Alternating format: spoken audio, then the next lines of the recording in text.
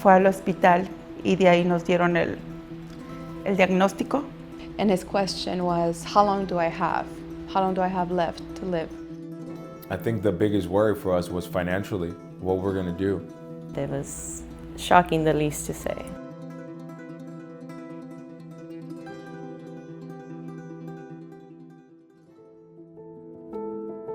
My name is Stephanie Solis. I was born in LA, but I was raised in Mexico.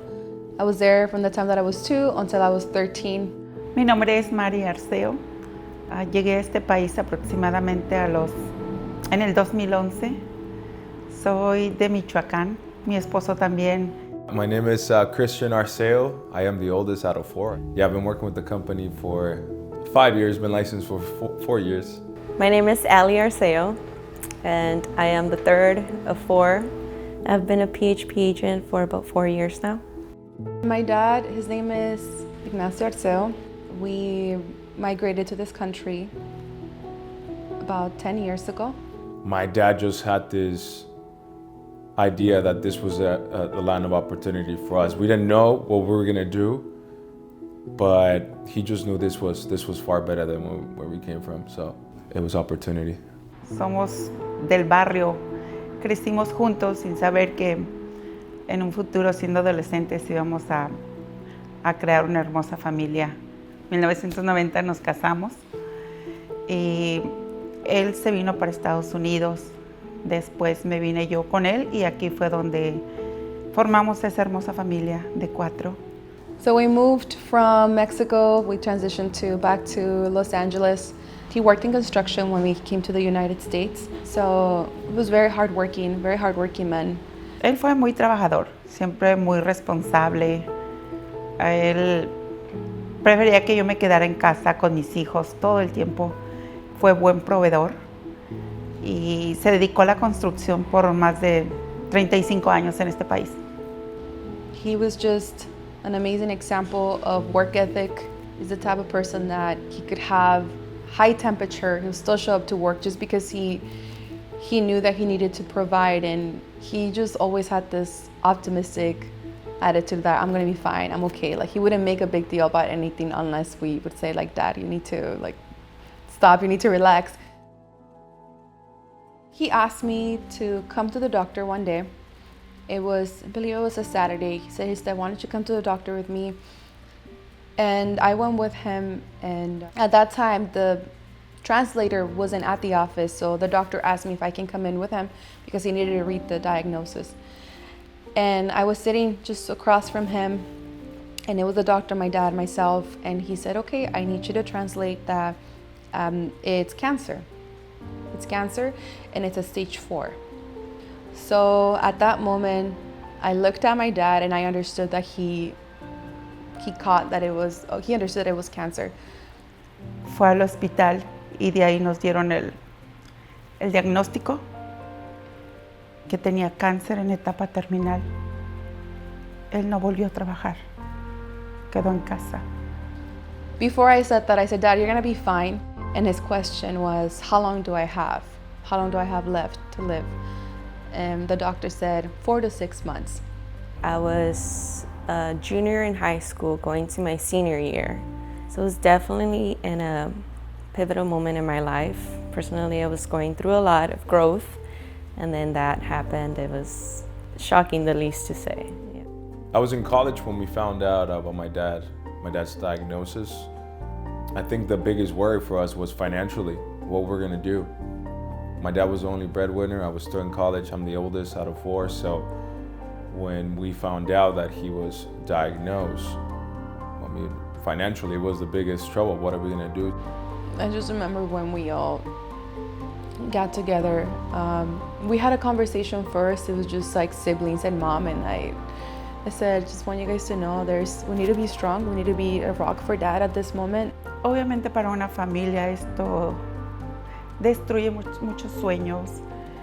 Mis hijos adolescentes todos estudiaban.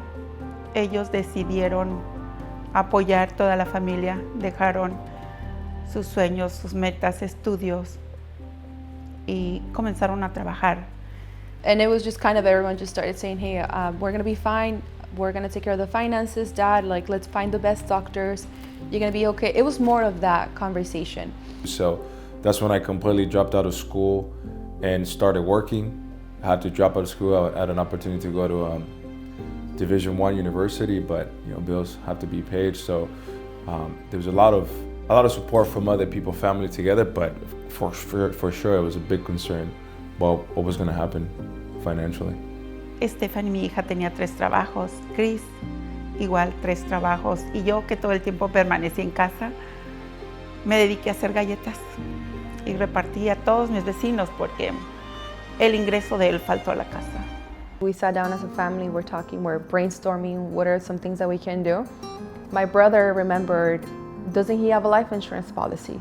So we went through our files, found the life insurance policy and started reading through it, and it said terminal illness. We had no idea. In fact, when he got the policy, he got it because he had just purchased his first home. So this was 2 years before he got diagnosed. When we found out he has an illness, somebody contacted my mom and said, hey, you might have some additional benefits. And we had no idea this living benefits, accelerated benefits existed. So we went through the process. My dad received a lump sum of money to be able to pay. And this was a shocker because we had no idea you could. And that's when he really took it upon himself to dive into it, do this homework, and then found out that this policy in fact had living benefits for terminal illness. So the doctors had already made their diagnosis with terminal condition. So it was really my brother, the one that decided to just dive into that. That just gave us security, and it was sort of a way to, okay, well, we got hope here. Dad wasn't so stressed because he was a provider always. So the fact that now he had to stay at home and he couldn't work anymore, I remember when they said you have access to your life insurance through living benefits, it was just a relief of, okay, there's hope. I don't have to stress about this and I can focus 100% in my health. I remember that. It gave my dad that peace of mind to be able to, and my mom too, to be able to support each other, whether it was financially or emotional, to be able to go to doctor's appointments and not have to worry about, how are we gonna cover a mortgage and do I have to go back to work? I think that gave us the benefit to be able to be there fully for each other and them for each other as well. Cuando nosotros tuvimos la oportunidad de conocer estos servicios, yo agradezco la vida de esta persona que tocó mi puerta y nos ofreció estos servicios. Porque 2 años después de haber tenido este servicio, hicimos válidos los beneficios en vida. Los beneficios en vida realmente transformaron la vida de nosotros, nos ayudó a continuar pagando la casa. Nos dio esperanza para mi esposo, la oportunidad de tener diferentes tratamientos aquí y en México. Eso fue lo que realmente nos abrió esperanza para él y para toda la familia en general. So that's really the attitude that we took in with my family. And every time that I saw him, I would say, Dad, you look amazing, you look great, you're gonna be good. How's it going? I'll come to the doctor with you. So it transformed our relationship because it really became about just speaking life into him, giving him affirmations, and it was a beautiful relationship that developed from that day on.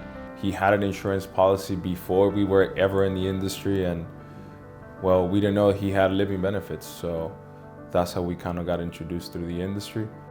I remember that just when my mom and dad were making that decision about getting their policy, he was saving at that time because they had just purchased a home and they were thinking of, finances, doesn't make sense.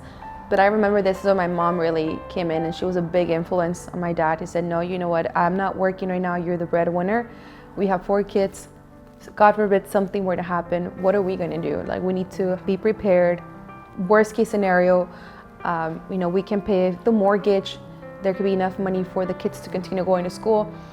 I remember hearing that conversation amongst them and when they both decided to go through with them. Financially, we didn't know what was gonna happen in the future. We didn't know what it was going to look like. The industry itself gave us hope. And for me, I'm passionate about the industry. I believe that every person, especially if you're a father figure, it's your responsibility to carry your loved ones. It's your responsibility to be there for your family. And many times, financial things like this happen all the time. We never thought my dad was going to be diagnosed with illness like this so young. He was in his late 40s when this happened. So it gave me a calling, it gave me a purpose. This is an industry that is so needed today. So many people are unaware about the benefits, how they can use life insurance, how much has changed over the last 20 years. And it gave us a calling. He replaced his income, and it just gave him the stability of, okay, I'm still providing for my family. Even though I'm going through this, we're not gonna lose our home. Bills are still going to get paid. So that was a huge relief. It gave everyone motivation to keep going. It gave us a vision of, wow, these services are amazing. Everyone needs to know about this. And it was through that we decided to get our license. Today, everyone in my family is licensed. It really became a mission. Like, now we need to talk about the services, and even Dad, let's talk about this, because people learn through stories, and when it's a personal story, I think that's when it's more impactful. I see my dad's legacy still unfold. Definitely my daughter is gonna get to know who her grandpa was through us, through me, through my mom, and my nephews who got to share him for a long time. And I think his print's still there. I guess just when I think everything in a full circle, like it was God's plan, that this happened through my dad's sickness, how I found this company, how I met my husband, how we found a career as a family. So even though my dad is not here today, like I'm so grateful for everything that's happened and the way that it did. For me, like I was able to build a deeper relationship with him. Because of that, it was now on like living every day as if it's the last, because at one point he outlived the 6 months and it was like, now we don't know, it could be any day. But that's when you see just the miracles happening. He was a person that knew how to love and loved his family, loved us all, but he was a person that put people first. And it was that, humility is not thinking that you're less, but thinking less about yourself. And that's our calling here, to help people with financial awareness and putting a plan in place for the future.